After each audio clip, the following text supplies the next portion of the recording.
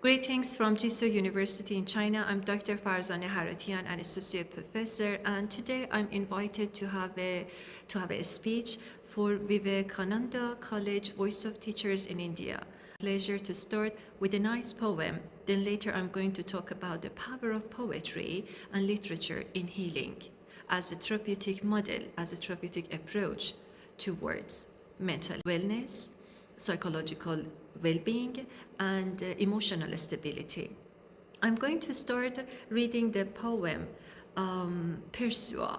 A heart of clockwork made of stone beats out of a rhythm cold, alone. A wounded held need where words have fled, a structured silence, vast and dead.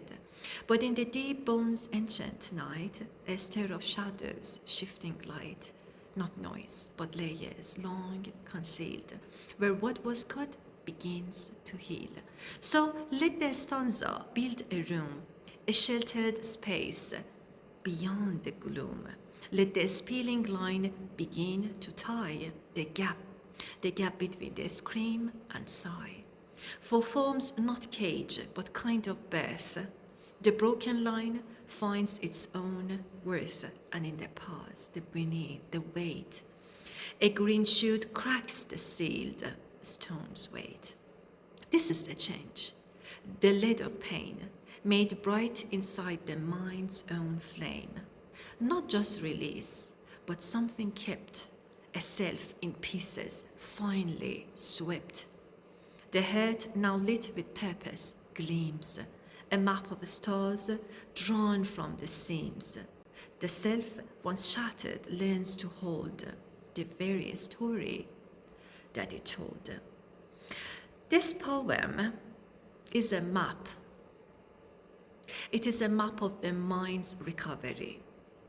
It traces the path from the frozen silence of trauma, of grief, of depression, of troubles, problems, obstacles, to the living voice of recovery. Trauma breaks our story. It leaves gaps when we speak. The inner world becomes a flat, repeating ache, like the heart of clockwork. In the first part, the self feels hollowed out, language fails. This is what happens. I'm talking about the process of trauma. This is where narrative, poetry, autobiographical poetry, narrative prose, any forms of literature. This is where narrative poetry enters as a unique architect, designer for healing. Its structure is not a cage, but a frame for rebuilding, reauthoring, rewriting, re-narrating. Take the stanza, for example. It creates a room, a safe, bounded space where chaos can be held. The enjambment, just look at the enjambment, the line that runs on, acts like a stitch. It bridges those gaps, sewing the before to the after, the fragment to the whole. And the caesura, the deliberate pause in the line. How about that? It's exactly the moment of turning. In the poem, it's where the green shoot cracks the sealed stone. It is the center point of post-traumatic growth. In that held breath, when you keep your breath, when you hold it, the grip of the traumatic memory is broken by a new emerging meaning, wisdom, understanding, awareness, consciousness. This process is transformative. The raw, heavy weight of memory is placed in the container of poetic form, with its images, the rhythms, rhyme, and also flexible sense of time and space. Here it is held in steady attention, but the result is not just a letting go or getting rid of something, not just a release. The result is change, moving from negative to positive. The head begins to glow. It becomes a piece of the whole, a unique part of a larger, stronger building. The self is no longer just broken, but becomes the vessel that now holds the very story that shattered it. Now it is a container. Now it's giving it shape. Now it's giving it meaning. Thus, poetry moves us from illness to making, illness to meaning, from being passive victims to active authors, writers. We start reauthoring our own life, our own past, and whatever we've been through. The story rebuilt through Wes becomes a token of resilience, power, agency, autonomy. It doesn't erase the scar. No, the scar is there. The wound is there. But it writes over it with a new text. A proof that the deepest break can be the start of a true remaking. In this song, like Logic, we find the core of emotion regulation and the path to growth, turning a silent divide into a spoken connection. Thank you. We were reading a poem to understand the importance of using literature, poetry, prose in recovering, in healing, in emotional stability, in mental wellness. Today, this very short talk, is exploring the transformative power of narrative poetry when you start telling the story through the language of poetry as a therapeutic modality for emotional regulation and psychological wellness.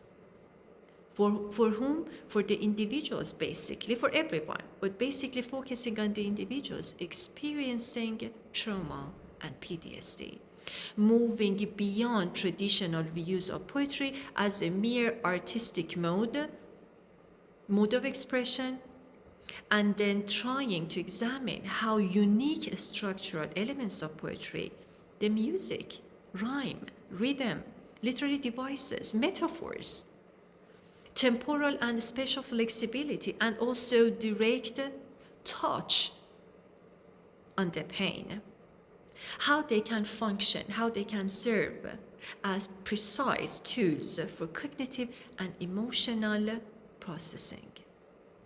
This talk today was trying to show you that trauma creates a fundamental disruption in personal narrative, leaving experience fragmented and wordless. Narrative poetry answers this crisis. How? By providing a structured yet flexible space where these fragments can be safely gathered, collected, and reshaped. As I said before, all is about reauthoring, rewriting. You are taking the agency, you become the actor, you become the agent of your own life, your own mood, your own feelings and beliefs. Everything is happening here in the minds, according to the schema, according to the thought patterns and beliefs we have. And through writing, we become aware of these thoughts, we identify them, we release our emotions, and then we try to change the negative into positive, into meaning. I'm not talking about positive like in the sense of some fake hopes, but I'm talking about meaning. So here, we are drawing upon the framework of positive psychology, focusing on the potentials and the strengths, not focusing on the disorders, the conflicts and problems. We are focusing on the concept of PTSD, post-traumatic stress disorder, and on the growth and on the recovery. So today, I was just trying to demonstrate how engaging with poetic form can transform passive suffering into active meaning-making, converting wounds, pain, disorder, problems into sources of strength, connection, and renewed meaning, and renewed purpose, renewed goal.